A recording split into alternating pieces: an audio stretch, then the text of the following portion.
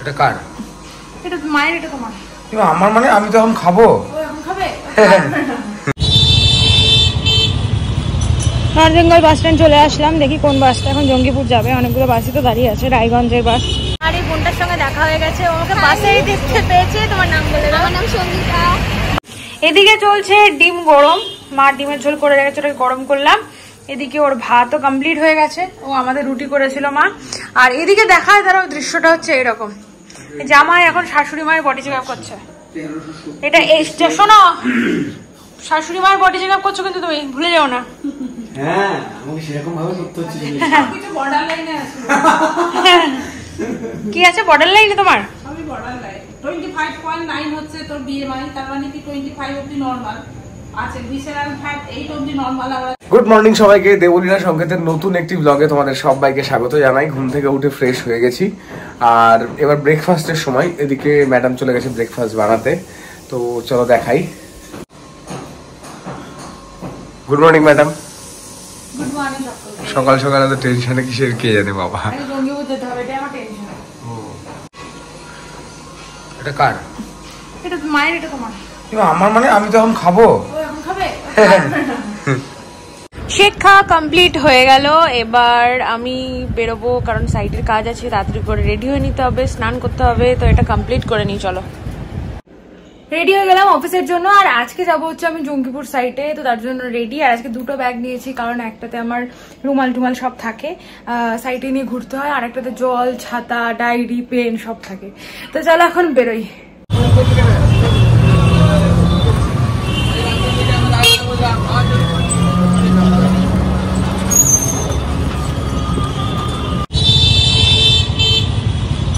নরজঙ্গল bus stand চলে আসলাম, দেখি কোন বাসটা এখন জঙ্গিপুর যাবে। অনেকগুলো বাসই তো দাঁড়িয়ে আছে, রায়গঞ্জের বাস।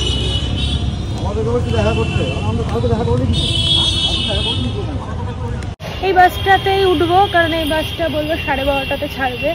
এখনো পুরো ফাঁকা, মানে আমি ফার্স্ট উঠছি, পুরো ফাঁকা। কোন দিকে আলো মানে রোদ পড়বে দেখতে হবে। পুরো বাসটা ফাঁকা। অ্যাকচুয়ালি আমাদের ফার্স্টে আমার জঙ্গিপুর যাওয়ারই কথা ছিল, তারপরে হঠাৎ ক্যান্সেল হয়ে লালবাগ হয়। তো আমি রেডি হয়ে লালবাগ প্রায় বেরিয়েও গেছি, সেই মোমেন্টে আবার চেঞ্জ হয়, বলে জঙ্গিপুর আসতে হবে। এবার জঙ্গিপুর রাস্তাটা তো অনেকটা দূর, লাঞ্চ করতে পারবো না, তাই জন্য বাড়িতে একবারে খেয়ে বেরোলাম, তাই জন্য দেরি হয়ে গেল। খুব মানে রোদের মধ্যে যাওয়াটা খুব ডিফিকাল্ট, কিন্তু সাইড ভিজিট তো করতেই হবে।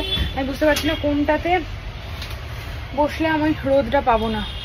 এইদিকে যখন যায় তখন এখানে রোদ থাকে, এখন তো 12টা, আমার মাথার ওপর রোদ আছে এখন, তাহলে আমাকে এখানটাতে বসলেই হবে, হাওয়া টাওয়া পাবো। এটাতে বসে পড়ি, তারপর জিজ্ঞাসা করবো কন্ট্রাক্টর দাদাকে। ছাড়তে এখন অনেক দেরি আছে, প্রায় 10 মিনিট মতো। আমি অনেক আগে, 10 মিনিট না 20 মিনিট মতো দেরি আছে, আমি অনেক আগেই চলে এসেছি। কি গরম। বাসে বসে বলার সুযোগ পেলাম, তাই তোমাদেরকে একটু বলে দিই যে কলকাতা আমরা যাচ্ছি। অ্যাকচুয়ালি আমাদের ক্লাব আছে বারাসাতে, আমার ম্যামের ক্লাব, সেই ক্লাবে আমরা যাই। আর সেখানে শনি রবি আর কি, যেহেতু শনিবার অফিস করে যাই, তারপর ক্লাবে যাই। আর ওখানে গিয়ে একটা দিন কাজ করার সুযোগ পাই, কাজ করি, আবার বহরমপুর আসি। বহরমপুরেও আমি আমার যে কাজটা আছে, অ্যাকচুয়ালি আমি নিউট্রিশন নিয়েও কাজ করি, তোমরা সবাই জানোই, অনেকেই জেনে গেছো। তো সেক্ষেত্রে সে মানুষকে হেল্প করা আমার কাজ। তো সেই জন্য ওখানে সেদিন মেশিন কিনতে গেছিলাম। আমাদের যে বডি চেক আপ মেশিনটা আছে ওটা একটু প্রবলেম করছিল, আর একটা নতুন আপগ্রেডেড মেশিন কেনার ইচ্ছা, কারণ আরও ভালো সার্ভিস দিতে হবে, আরও প্রচুর মানুষকে হেল্প করতে হবে, সেই জন্য। তো সেই জন্য আমরা কলকাতা গেছিলাম, এবং কলকাতা থেকে ফেরার পথে ওটা নিয়েও এসেছি গত পরশু দিন। আর তোমরা যেটা দেখছো যে অনেকেই যে জগা খিচুড়ি, অ্যাকচুয়ালি জগা খিচুড়ি না, আমরা প্রচণ্ড দৌড়াদৌড়ি করছি, ঠিকমতো ডেসক্রাইব করার টাইম পাচ্ছি না। সেই জন্য তোমাদের মনে হচ্ছে বাবা এখনই এখানে ছিল, এখনই ওখানে কী করে হচ্ছে, তো এটাই প্রবলেম। বাট এবার থেকে ডেসক্রাইব করে দেবো। এখন আমি যাচ্ছি অফিস, তোমাদেরকে বলে দিলাম। ওই বাসটা ছেড়ে গেল, বুঝতে পারছি না এটা কোথায় যাচ্ছে।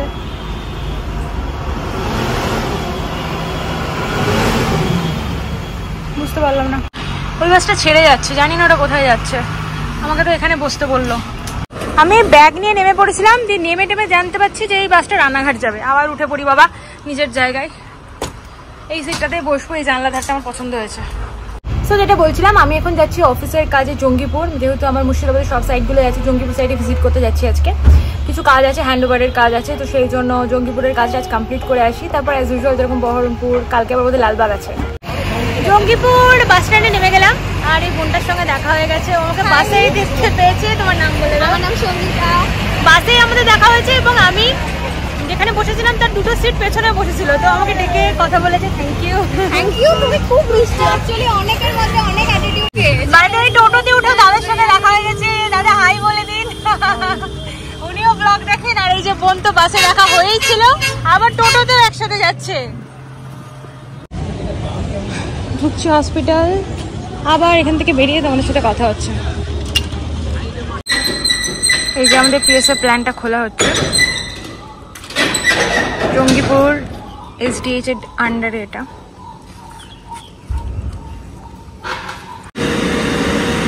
অফিসে আছে তো তাই চলে আসলাম ওমরপুর। একটা বাস দাঁড়িয়ে আছে, কিন্তু এটা স্টেট বাস নয়, স্টেট বাস ছাড়া গেলে খুব প্রবলেম।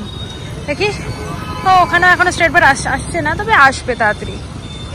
ঘড়িতে বাজে এখন 9:30, আর আমি অফিস থেকে আসলাম। আসার পরে আমাদের বাড়িতে দুজন গেস্ট এসেছিলেন, তো ওনাদের সমস্ত কাজকর্ম চলছিল, বডি চেক আপ চলছিল, তো সেগুলো সব স্যারই করছিলেন। ও এখন কি করছে তারা একবার দেখায়। এদিকে চলছে ডিম গরম, মা ডিমের ঝোল করে রেখেছে, ওটাকে গরম করলাম।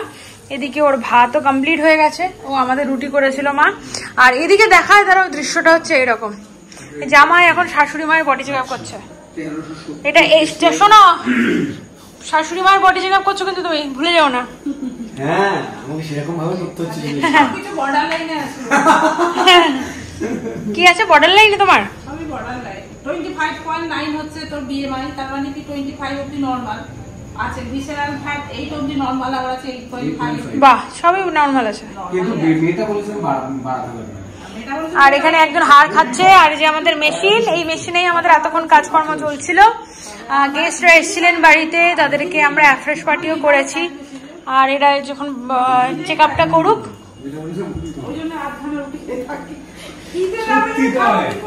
খুব চাপের ব্যাপার কিন্তু এটা। দাঁড়ান দেখুন, সাবক্রিপশন হচ্ছে 31.1।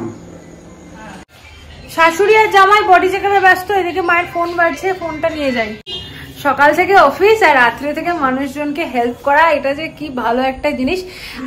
আমরা অ্যাকচুয়ালি বারাসাতে যাচ্ছি আমাদের ক্লাব ভিজিটে, যেখানে আমরা প্রচুর মানুষকে হেল্প করছি, তাদের বিভিন্ন রকম সমস্যার সমাধান করছি। Not only weight loss, weight gain, skin transformation, এটা অ্যাকচুয়ালি লাইফস্টাইল ডিসঅর্ডারের জন্য যে সমস্ত মানুষেরা এখন প্রচুর সমস্যায় ভুগছে, মেনলি ওবেসিটি।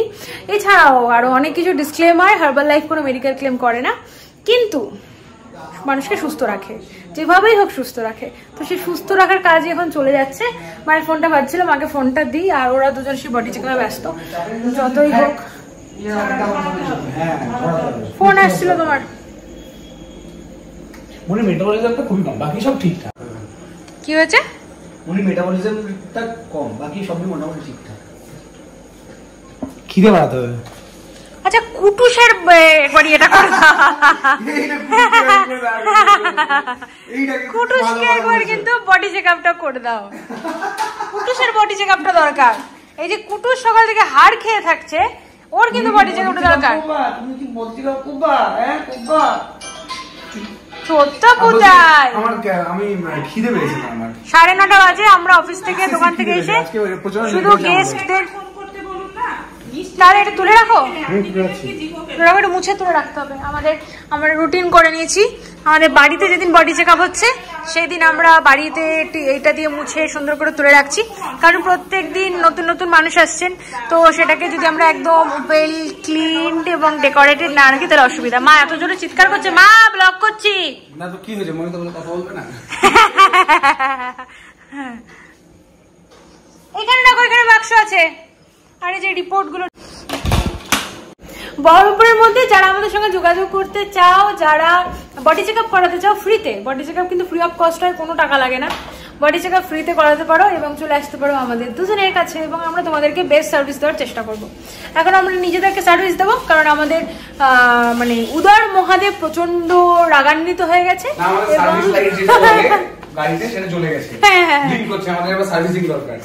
তো খুব খিদে পেয়ে গেছে, এখন খাবো। ওর ভাত আর আমার রুটি, মা ডিমের কারি করেছে সেটা। সকালবেলাতে মা ওর জন্য একটা ডিম করেছিল, মানে টোটাল মা বলেছিল যে তোরা তো আজকে অফিস যাবি, তারপর কাজ আছে, তোরা একটা খাবি না, দুটো ডিম খাবি। আমি বলেছিলাম একটা করে, উনি বলেছিলেন দুটো, তো রাত্রে দুটো খাবেন বলেছিলেন। হঠাৎ করে সকালবেলা বলছে আমি এখনই দুটো খেয়ে যাবো, আমার দোকানে কি প্রচুর পরিশ্রম হয়। ঠিক আছে খাও, খেয়ে চলে গেছে। কি বান করেছে ভগবান সেই জানে। এখন আমি খাবো, সব খাবো ভাই, প্লাস নিউট্রিশন ব্যালেন্সে থাকবো আমরা দুজন, কি তাই তো? একই কথা রোজ। খাবারটা বাড়ি, খুব খিদে হয়ে গেছে, আর পসিবল হচ্ছে না। জামাই কিন্তু আজকে একটা বড় দুঃসাহসিক কাজ করেছে, তাও আবার মায়ের বডি চেক আপ করেছে। যাই হোক, মা প্রচুর অ্যাপ্রিসিয়েট করেছে যে তোমরা দুজনে বেশ ভালো কাজ শিখে গেছো। সো যাই হোক, তারপর তো আমরা ডিনার করলাম, আর এখন আমি জাস্ট রেডিও হয়ে গেছি, ঘুমাবো। বাট আমার স্কিন কেয়ার করা হয়নি আজকে, প্রচন্ড রোদে ছিলাম। আর যার থেকেও বড় কথা, আজকে আমি সানস্ক্রিন লাগিয়ে যাইনি, কারণ আমার সানস্ক্রিনটা শেষ হয়ে গেছে, দোকানেও যাওয়া হয়নি। দেখো আমার 2-3 পিম্পল চলে এসছে, যেটা হয় আর কি। যাই হোক, তো এবার ঘুমাবো। আর এই ঘরটা আমার ভাই আগে পড়াশোনা করতো, তাই এই ঘরটাতে আজকে ব্লগ শেষ করছি। তো চলো, আজকের মতো ব্লগটা এখানে শেষ করছি। দেখা হচ্ছে নেক্সট ব্লগে। সবাই খুব ভালো থেকো, সুস্থ থেকো, অবশ্যই দেবলীনা সংকেতের পাশে থেকো। সকালবেলায় ব্লগ আপলোড কেমন লাগছে অবশ্যই কিন্তু জানাবে কমেন্ট সেকশনে, ঠিক আছে? তো চলো, আজকের মতো tata and good night. Tata.